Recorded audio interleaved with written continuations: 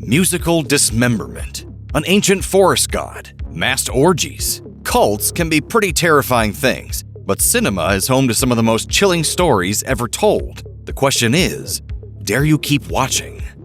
The Manson family is perhaps the most infamous cult in United States history. Made up mostly of young women who fell for the charms of leader Charles Manson, several members of the cult committed a killing spree in August 1969.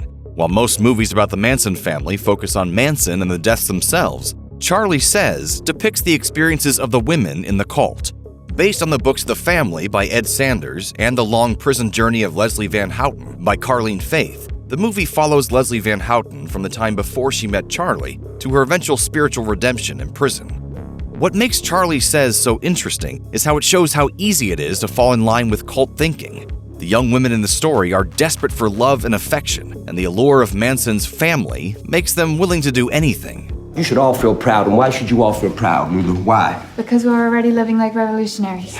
Director Mary Herron never makes these women into caricatures, though, instead giving them moments of humanity and horror. She also keeps Manson in the background, letting the victims' stories take center stage. By presenting the tale from a new perspective, Charlie Says offers a fresh and thought-provoking look at one of America's most sordid stories. Some people will do anything to achieve their dreams, even giving up their souls to the forces of evil. That's the premise behind Starry Eyes, which stars Alexandra Esso as Sarah, an aspiring actress working a dead-end job at a Hooters-style casual restaurant. Sarah suffers through demeaning auditions, she's treated poorly by her supposed friends, and she's feeling pretty awful about everything in general. So when a deal with the devil comes knocking, Sarah must decide how much she's willing to lose in order to win. As it turns out, the Cult of Fame is an actual cult, full of famous producers and actors who made the same choice as Sarah. Sarah's transformation from wallflower to starlet is stunning, but it comes with some unfortunate side effects. Starry Eyes takes quite a few turns throughout its 98-minute runtime, dabbling in body horror, psychological horror, and straight-up slasher movie action. What if you weren't in a cult but knew that one was destined to worship you? Rob Zombie's The Lords of Salem asks that very question. Sherry Moon Zombie plays Heidi, a radio DJ in Salem, Massachusetts.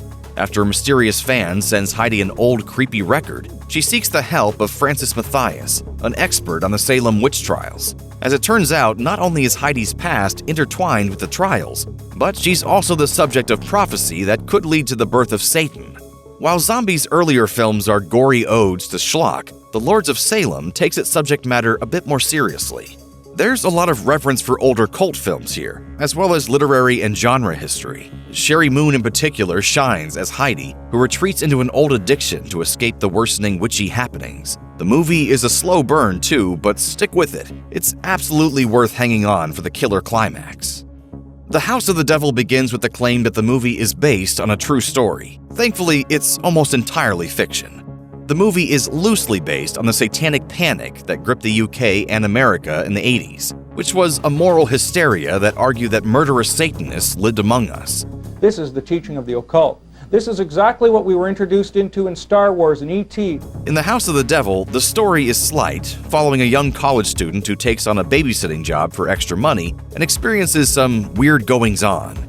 There are strange phone calls, odd sounds, and eventually, a cult tries to sacrifice the woman to the devil in the attic. It's bare bones at best.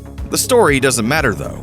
Here, the aesthetic is everything. This 2009 movie perfectly mimics the style, dialogue, and outfits of early 80s cinema, to the point that it's almost hard to believe how recently the film was made. It's as if director Ty West distilled dozens of movies from that era into a single experience. If you have any interest in 80s cult films or the satanic panic at all, this is one you have to check out. Ken Russell's historical horror opus, The Devils, isn't easy to track down, but it's more than worth the effort. The controversial film is based on the downfall of Urbain Grandier, a 17th century Roman Catholic priest accused of witchcraft after a number of nuns allegedly became possessed in Loudun, France. In the movie, Grandier is having an affair with a younger woman. Unbeknownst to him, however, the abbess of the local convent is infatuated with him. She will stop at nothing to get her way, even if it means committing blasphemy. It's nearly impossible to find an uncut version of the film, although censored versions are occasionally available to stream. And that's no surprise either. The Devils has been called one of the most controversial films of all time by a number of critics and fans. It's a brutal, shocking film about the depravity of those who are supposed to be divine. Russell's direction is sublime, with beautiful cinematography and art design. The Devils might contain some intensely disturbing content, but it sure is beautiful to look at. Red State is a real surprise of a movie. Written and directed by Kevin Smith, yes, that Kevin Smith, it begins with 3 guys being drugged and kidnapped by a Christian cult. There's a little torture, a little general unpleasantness, and then federal law enforcement shows up, kicking everything into top gear. Smith pulls a fantastic switcheroo, trading out the basic kidnapped by cult tropes for a story that draws clear inspiration from the infamous Waco siege. Michael Parks and John Goodman's performances are top-notch, and Smith's direction takes a giant leap forward from his comedy features. Quite simply, Red State is terrifying, carefully treading the line between the real and the supernatural in a way that makes the viewer wonder if the cult is actually onto something. Given the horror of the real-world situation the film is based on, there was some off-screen controversy.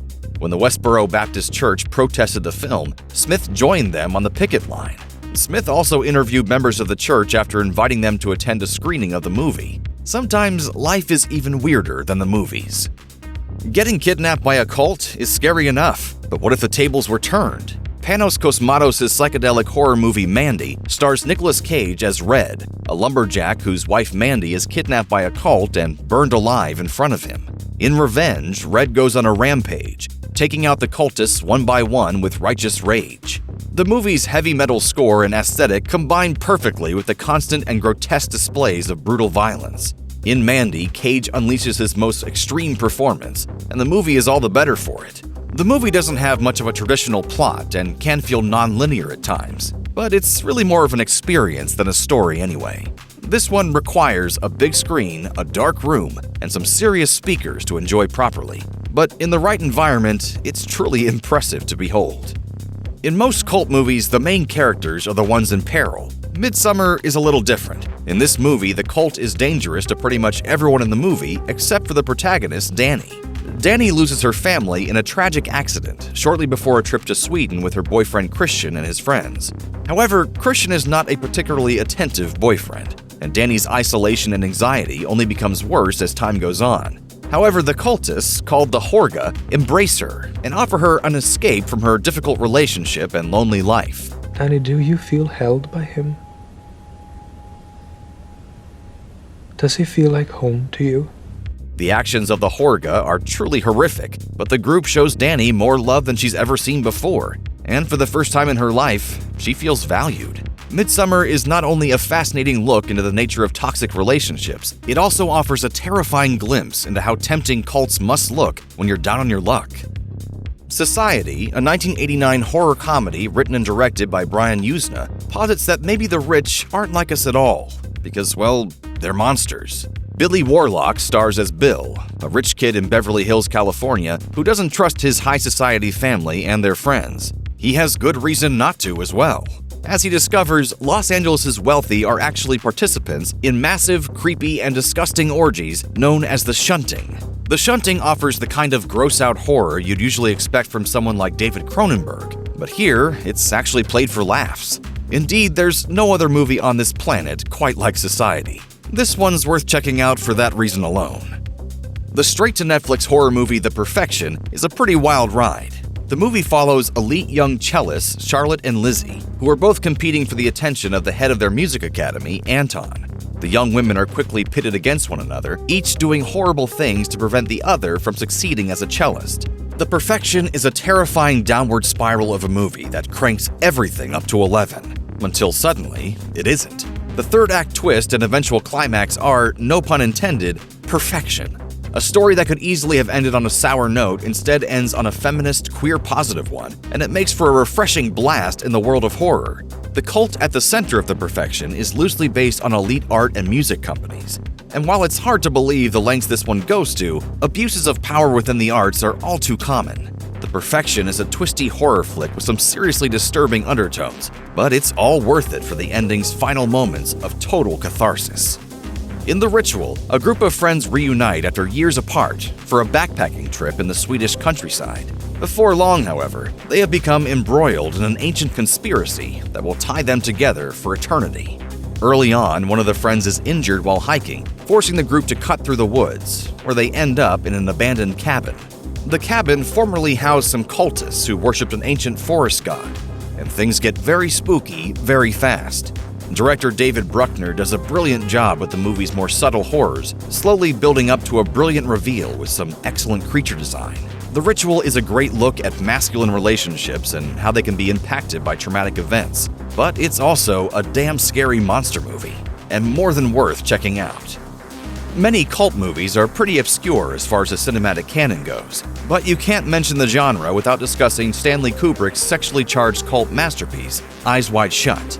In Kubrick's final feature, Tom Cruise and Nicole Kidman star as William and Alice Hartford, a seemingly vanilla couple who decide to spice up their sex life. A little oversimplified, Alice, but yes, something like that. Bill sneaks his way into a party, at which all of the men wear masks and all the women must be beautiful, and their marriage doesn't seem like it can hold up to the strains of jealousy that follow. Eyes Wide Shut is notoriously indulgent, but it's doubly fascinating given Cruise's ties to Scientology, as well as his and Kidman's divorce, which came only 2 years later. And as you'd expect from a master like Kubrick, it also looks absolutely gorgeous. All in all, Eyes Wide Shut is probably one of the less overtly frightening cult movies out there, but it's still driven by a lingering sense of horror that will stick with you for long after the credits roll. There's a very good reason that it has become one of the most iconic cult tales of all time. Check out one of our newest videos right here. Plus, even more SlashFilm videos about your favorite movies are coming soon. Subscribe to our YouTube channel and hit the bell so you don't miss a single one.